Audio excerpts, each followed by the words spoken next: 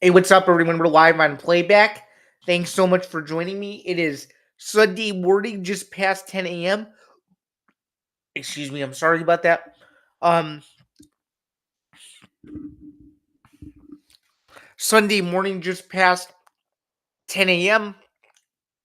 Hope you all are doing well and having a good Sunday so far. A lot to get to on this episode of Zain Zinger Part 2. Before we do that, though, let's dive into a word from our sponsors over at Novig. Before doing anything else, might as well, as we are sitting here. I usually do this at the end of the stream, but let's just do it now to get it over with. Here we go. Zanzinger Part 2 is powered by Novig, America's #1 sports prediction market, available right now in 35 states, including California, Texas, Florida, Georgia, and New York. On Novig, you're 10 times more likely to win long term compared to a traditional sports book because you're playing against real users and not just the house. Sign up today and use the promo code ETB Network. That is ETB NETWORK for exclusive bonuses. Must be 21 years or older to participate and download Novik, etc., etc. Please play responsibly. So, with that out of the way, let's get into the topics at hand. There's going to be a couple today that we're going to be going over. Um, there's going to be a couple today that we are going over in this episode. We will be talking about college football, what happened in Week 9.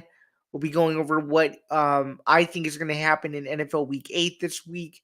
What happened yesterday down in or in Seattle for the Illini, dropping the game to the Huskies 42-25, a play that we tried out on Novig. We had Illinois to cover that number. I'm pretty sure it was 3.5, and Illinois could not do so. So let's get into it though to start. So here we go. But before we get into football, let's talk about UFC.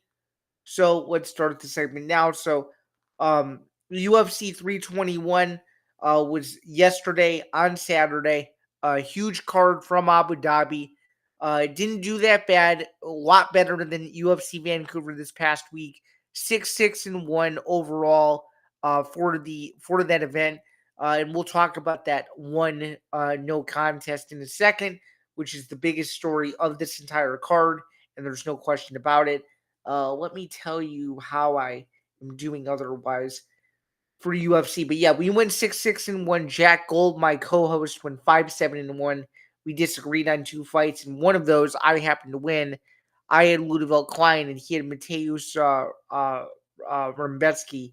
Um, let's go over and take a look at what's going on with all this. So yesterday. So we with the 6-6-1 finish, we are now 251, 186-4 overall, and that four, as I just alluded to, is going to be very important in just a second.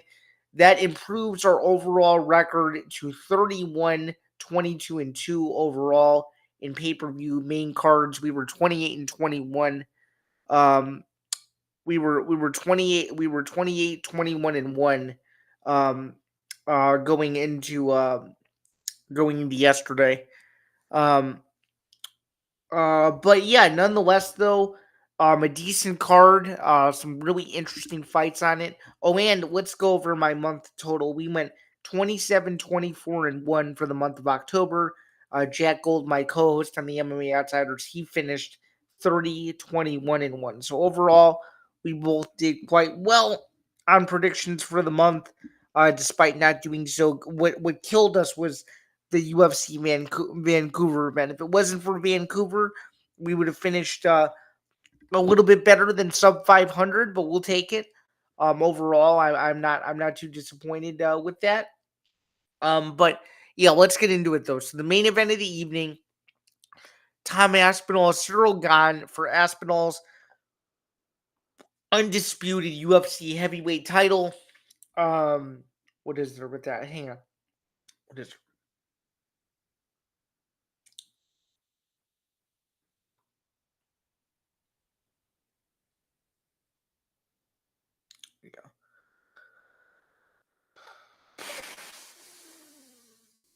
Okay.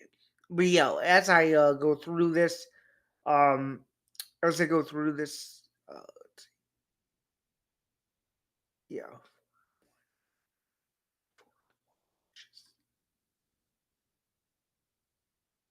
Yeah. Yep, this seems right. Okay.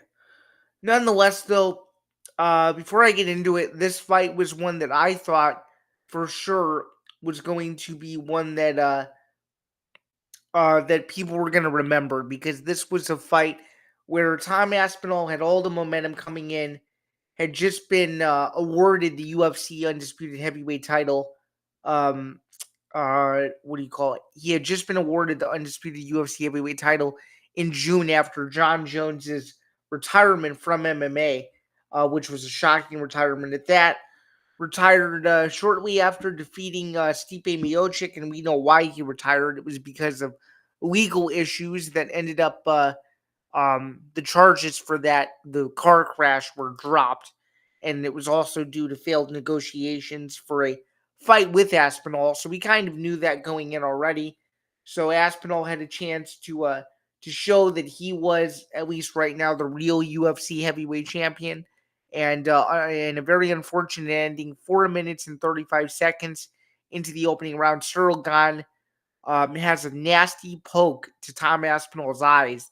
I keep seeing eye, but it was to both eyes. I mean, it was zoomed in clearly. Both eyes were compromised. One of them was swollen almost shut. The other one had been nicked a little bit, but nonetheless, though, horrible situation for Aspinall. Really bad stuff. He was losing that fight until that point, and I think a lot of people would agree with that.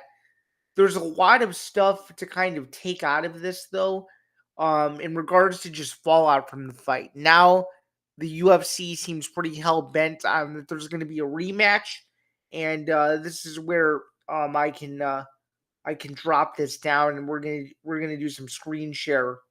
Um, we're gonna do some screen share now to kind of dig a little deeper into this, because I think it's very important to note that it seems like Dana White was not incredibly happy with this.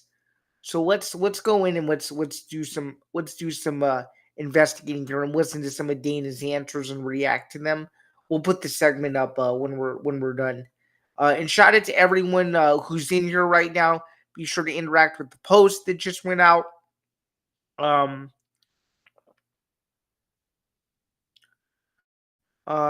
let's see. Yeah, please be sure to interact with the post that just went out on social media a couple minutes ago as well. At ETB Network is where you can find that. And of course, you can follow me on Twitter at SamBando99. That's always known. But let's dig a little deeper and try to dig into what Dana had to say about this, because he had a lot to say, and he was very almost disappointed. So let's get into it. This is courtesy of the post-fight press conference championship rounds. Getting this stuff clipped together. Gotta shout them out. They're doing good work. Making sure that not only are they aggregating stuff, but they're crediting where they're getting things. This one was more general, so he didn't credit the post-fight presser, but I think it's known where this is from. Um, okay, here we go. Let's pull it up.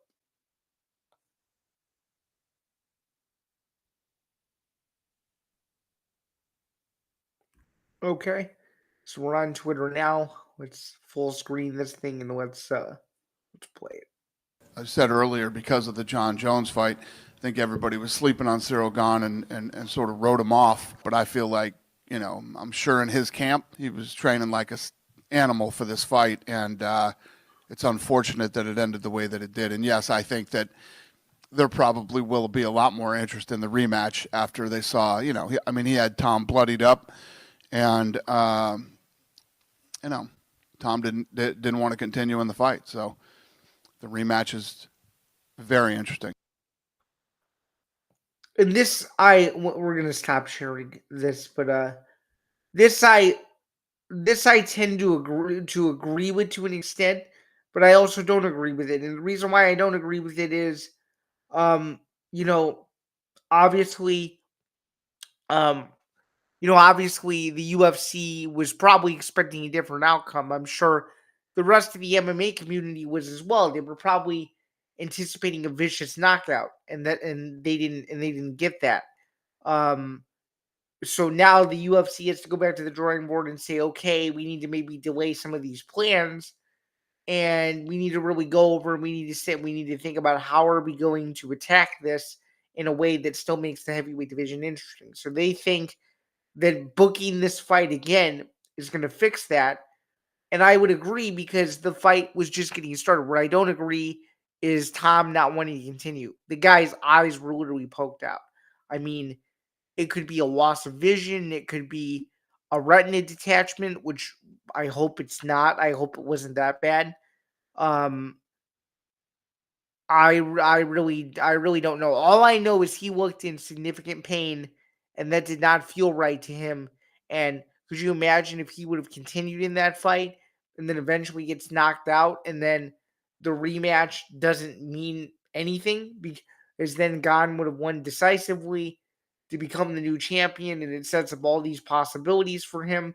But alas, that didn't happen. So why are we even talking like that? Anyway, though, the belt remains with Tom Aspinall because he didn't lose the fight, but it's clear that everybody knows, or everybody seems to have figured out by now, that Tom was compromised and clearly, um, did not perform up to expectation at all. Let's listen to one more clip before we move on. And by the way, shout out to Mackenzie Dern for winning the UFC strawweight title. We'll talk more about that next week on the MMA Outsiders. Really wanted to hone in on this Aspinall news though because I thought it was really important. So let's listen to one more bit from Dana White. And Aspinall was transported to the hospital, so he wasn't made available to the media. So that was another unfortunate part of this whole thing too. He couldn't realize his goal of defending the heavyweight title in his home country.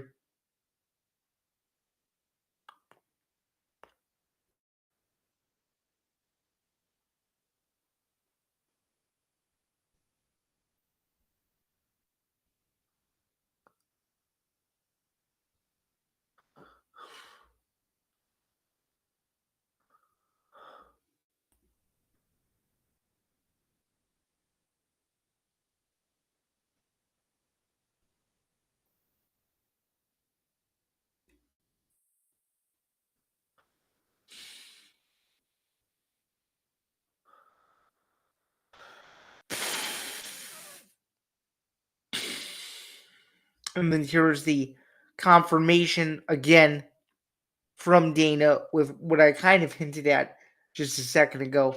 So here it is.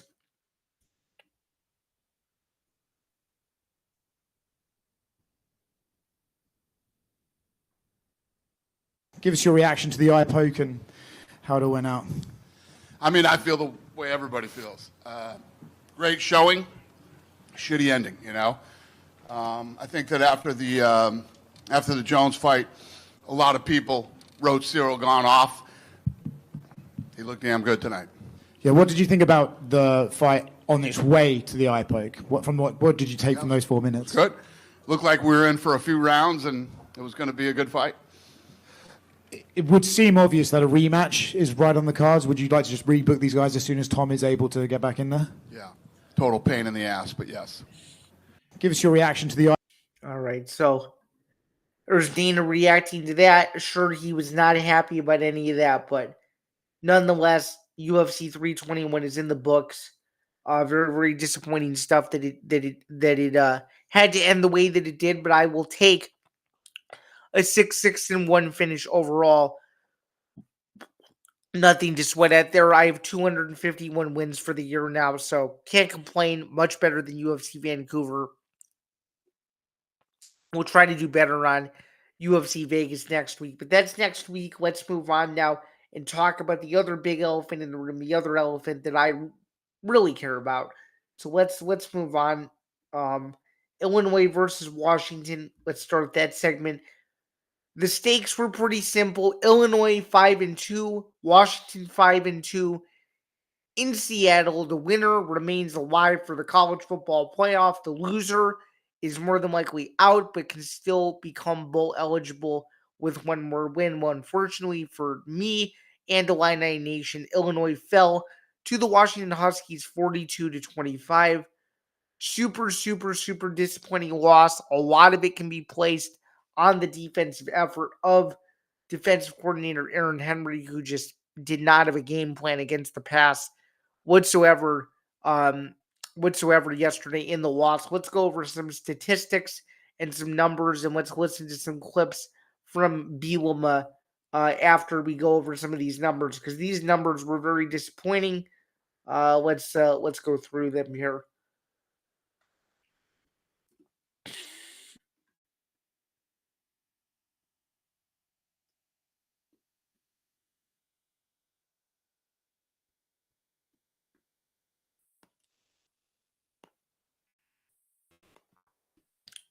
So let's go over statistics. Illinois outgained 449 to 337 in the 42-25 loss. Illinois was also was outgained in other categories, including passing yards 292 to 199.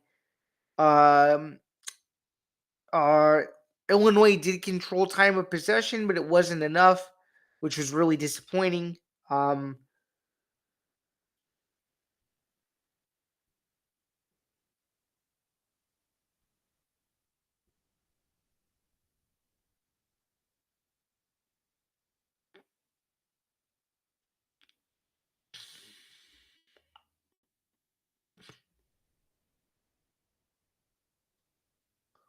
so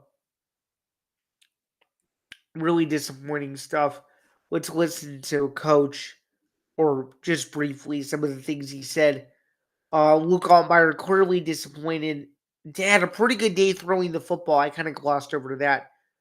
Altmaier, 22 completions for 199 yards. He did throw 2 interceptions, I believe.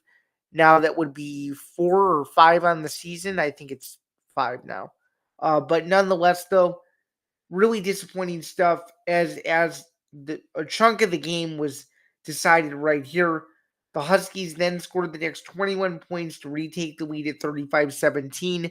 For some further context, Illinois did have a brief 17-14 lead, and then, of course, Jordan Anderson scored a touchdown, and Cole Rusk had the 2-point conversion, 35-25, and, of course, capped the game off with the final touchdown to win the game by a couple of scores. Um, oh, by the way, Altmaier had 199 yards, so essentially he had a 200 yard passing day there. Hank Beatty, 6 catches, 73 yards. Desmond Williams had a great day throwing the football as well. 26 of 33 for 280 and 4 touchdowns. And Denzel Boston caught 10 passes for 153 yards and a touchdown. Unbelievable performance offensively by Washington. Illinois now falls to 2-3 in the Big Ten, 5-3 overall, can clinch bowl eligibility next week against a Rutgers team that stunned Purdue. And although stunning Purdue isn't much, it did beat Purdue in a comeback effort on the road in West Lafayette. So Rutgers is riding some momentum that it otherwise would not have had prior to yesterday. So there's that as well. Let's go through and let's listen to what Coach had to say, though, because there's some interesting stuff to come out of this loss. So here we go. Hang on. Oh.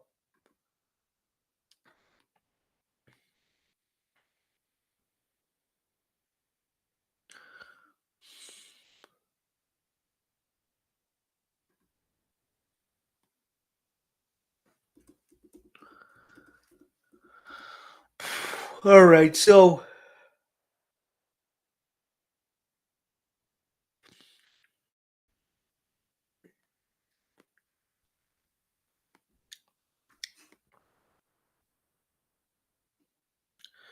obviously, obviously a huge question was asked about essentially Aaron Henry's status as the defensive coordinator in so many words by Matt Stevens of IlliniGuys.com. This is courtesy of WCIA, the CBS affiliate in Champaign, but meaning the video. But basically, Bielema goes into how he feels Aaron Henry still fits in the Illinois system, and whether or not he sees any changes at all. I'm not sure if he does or not.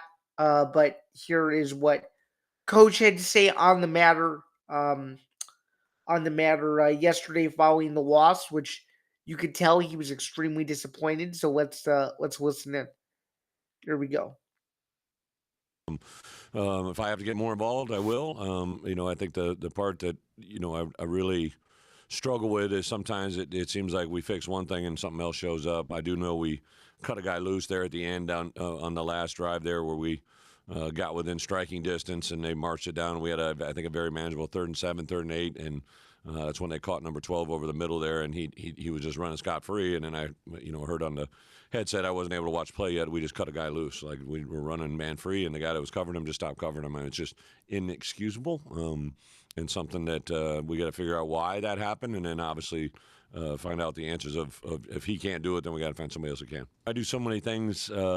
I just have never really done that. I'm heavily involved in offense, defense, special teams. I understand why the question gets asked, but Aaron's done a good job in other times, right? Obviously, we're hitting a struggle. I think we have to make a really good evaluation of what we're asking the guys that are out there to do, right? Like, you can't ask guys that aren't there, the guys that are filling in for some of those guys at injured positions, if they can't execute what that guy did, then we got to find out what these guys that we do have can do.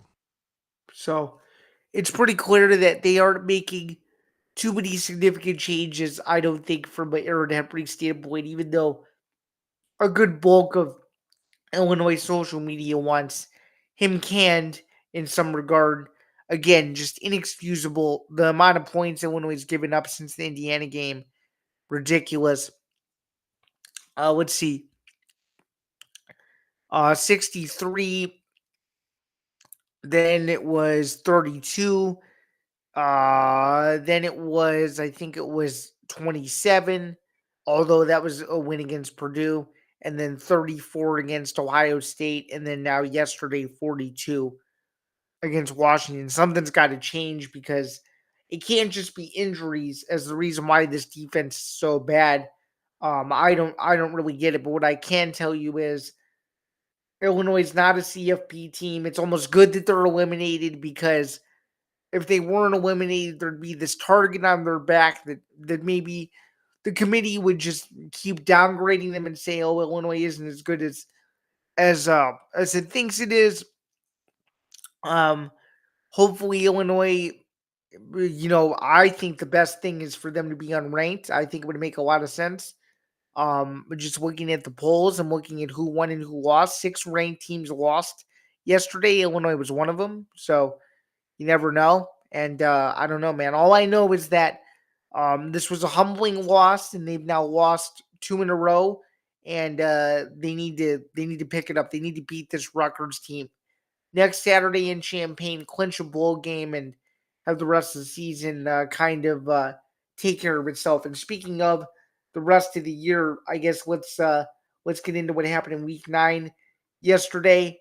Really quick. Week 9 in the Big Ten was a big week. Indiana, 56-6 over UCLA. Yesterday, dominant win to remain undefeated. Indiana clearly one of the 2 best teams in the nation. I think you could put Ohio State 1, Indiana 1, whatever you want to do, and I think people would be okay with it. They're a really good team. Iowa is now in the thick of the college football playoff discussion. A huge game against Oregon next week at Kinnick Stadium. If they can win that, things get really interesting at the top half of the league, so that'll be good. Northwestern fell to Nebraska yesterday. Northwestern had a chance to clinch bowl eligibility. It could not. Nebraska did. That was in Lincoln. That was a tough game with a lot of mistakes and too many mental errors defensively. The end of the game was inexcusable. Northwestern should have had one more play to give itself a chance to at least win or tie the game. Couldn't do that. What else was there in the Big Ten that was interesting? Um, Oregon beat Wisconsin. Dante Moore was injured, but hopefully he's all right. And yeah, I mean, really, the only other couple that I want to highlight. Um, what else?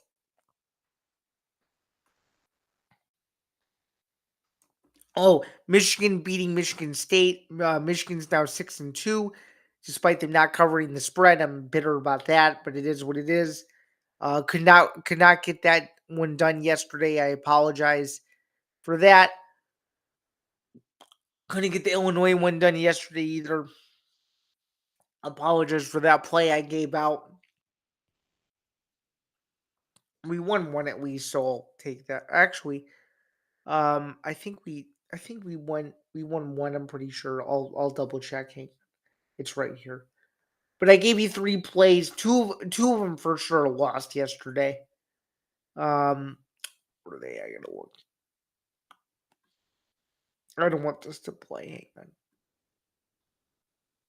on. Okay. Yeah, we lost all three. Unfortunately, we got burned. So we're 11-13 now. 0-3. First 0-3 week in a long time. And we should have won the Michigan cover, but it didn't happen. God damn it! Because Michigan State scored a backdoor cover, um, to only lose the game by 11. So total BS on that. Yeah, we didn't do well yesterday at all. We had a push in UFC and we lost all three in college football. So we did really bad. So we're 11-13. Hopefully we do better on NFL today. Speaking of NFL, let's just move on to that because we're almost out of time. A couple minutes to go. All right, let's do it. So moving right along to week 9 or week 8 survivors, rather. Um, so far off to a 1-0 start with the Chargers defeating the Vikings on Thursday Night Football. Let's take a look at who I have really quick. Um, I have Atlanta over Miami today, the Bengals over the Jets, New England over Cleveland, the Eagles over the Giants, the Bills over the Panthers, the Bears in Baltimore against the Ravens, the Niners, the Buccaneers, Denver, Indy, Pittsburgh at Pittsburgh, and Kansas City over the Commanders. So those are the remainder of my survivors. Good luck to all. 73-35 against the spread. So far, or not against the spread, 73-35 straight up is what I meant to say. Still above 500 by a bunch of games against the spread, though. So can't complain there as well. All right. And let's move on finally to the last topic here with just a few minutes to go. World Series overview, Dodgers and the Blue Jays. Obviously, tonight is a night off, but Game 3 continues. Um, Game 3 continues on Monday. Already some historical stuff has happened. So far, the pinch hit grand slam was unbelievable. And the Dodgers tied the series Saturday night 5-1 in Toronto. So they go to LA tied up in a game apiece. Should be really interesting. I like the Dodgers still to win the World Series, though, at the end of the day. So that's going to do it for Zain Zinger Part 2. Just a few quick teasers before we get out of here. Bando's Breakdowns episode 66 drops this Friday at its regular time, 3 Eastern, noon Pacific. Might be a surprise in there for you guys to check out. So stay tuned for that. Stay tuned for the full show, as we usually do. College football, NFL, UFC, Major League Baseball, and so much more. So stay tuned for that. Stick around here because in 30 minutes, Gridiron Gurus with Grant Winsauer and Michael Rapolo is going to get underway, which will lead you guys into the NFL Red Zone, where all day a bunch of the ETV Network contributors will be on here watching football from wall to wall, essentially, every touchdown, every game. So don't miss it. For everybody here at the network, I'm Zan Bando. This has been Zan Zinger Part 2 live on playback. It's another Sunday morning in the books. I will see you guys in the month of November. I really, really appreciate each of you. I hope you guys had a great weekend, and I apologize for some brutal picks this week. But overall, I thought we did really well. So again, thanks so much for tuning in. I really appreciate it. Let's pull the segment counter down before we forget. But nonetheless, though, thanks again for tuning in. This has been another edition of Zain Zinger Part 2. Hope you guys have a great weekend. We'll catch you guys on here throughout the week, this coming week, and we'll see you guys soon. Have a good one. Thanks.